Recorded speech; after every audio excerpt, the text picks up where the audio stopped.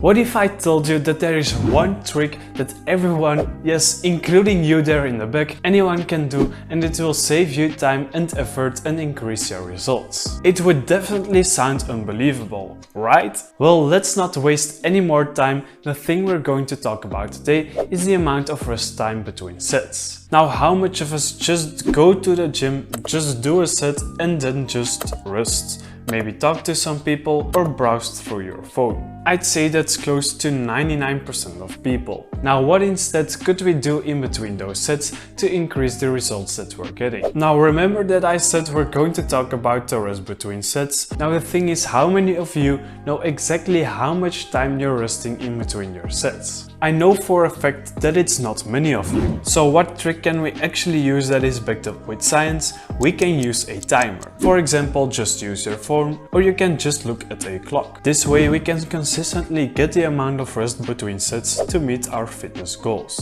But don't click away just yet, because there might be some things you want to change after you've heard what I'm about to say to you. Now, it's tricky to know exactly how much time you should rest, and that's where the science comes into play. Generally, you see most individuals advising this graph, where 1 to 2 minutes of rest is optimal for endurance, 2 to 3 minutes for hypertrophy, and 3 to 5 minutes for strength. But is this actually true? Well, it seems to be more complicated than that.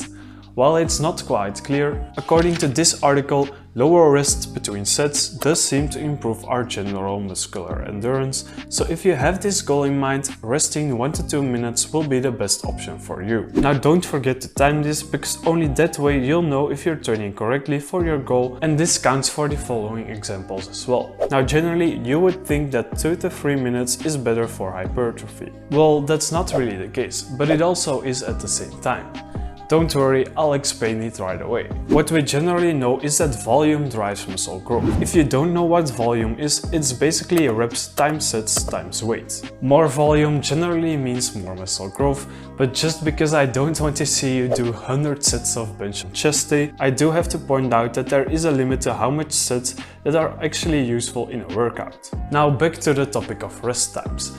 We know that volume is important for muscular gains, because an increase in volume by, for example, lifting more weight for more reps is going to lead to more gains. Now, a bigger increase will lead to more muscular gains as opposed to a slight increase, and this is where it becomes tricky. Because, for example, this study from 2020 showed that when subjects rested 8 minutes between sets instead of 5 on the bench press, they were able to get more volume in, and it's not quite clear yet if longer rest leads to an even bigger increase in volume. But here you're probably thinking, hold up, wait a minute. How the F am I going to finish my workout in 1 to 2 hours if I rest 8 minutes between every set?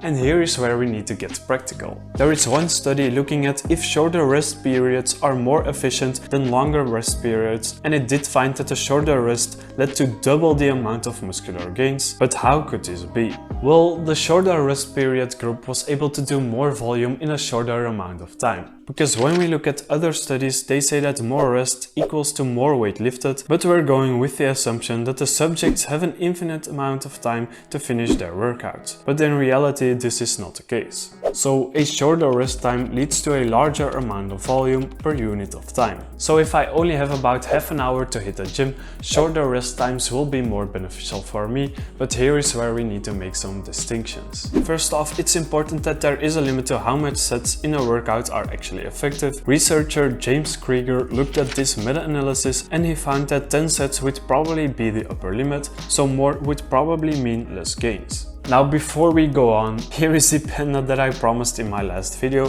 for smashing that like button, so please smash it again so I can keep helping you out on your fitness journey. Next, we're going to have to draw a line between compound lifts and isolation exercises, because it would only be logical that movements where more muscles are involved require more energy than those where only one single muscle is strained. One study sort of confirms this by seeing that the conventional deadlift uses up to 25 to 40% more energy energy than the sumo deadlift. And this is probably because it uses less muscles like the lower back, but it's probably also because the sumo uses a smaller range of motion, and this would mean that there is going to need to be a distinction between compound and isolation exercises, but also between bigger or shorter range of motion. So you want to rest longer for more energy intensive and bigger range of motion exercises, but shorter for exercises with smaller muscles and lesser range of motion involved. And remember that we also want to maximize overall muscle growth, so it would be more logical to use longer rest periods for those compound lifts, so we can gain more overall muscle mass. Now for those looking to gain strength, it's probably best to rest at least 5 minutes before hitting your large compound lifts again, and this will allow you to lift more weight and thus increase your strength over time. But if you're looking to build muscle faster, here is what I suggest that you do. You're going to want to use best of both worlds and thus include a mix of everything. For bigger compound lifts, you're going to want to take about 3 to 5 minutes of rest to maximize gains. But if you're lacking time, you can also decrease that amount, and for the smaller isolation exercises, you're probably best off doing about 1 to 2 minutes of rest to increase that volume in one workout.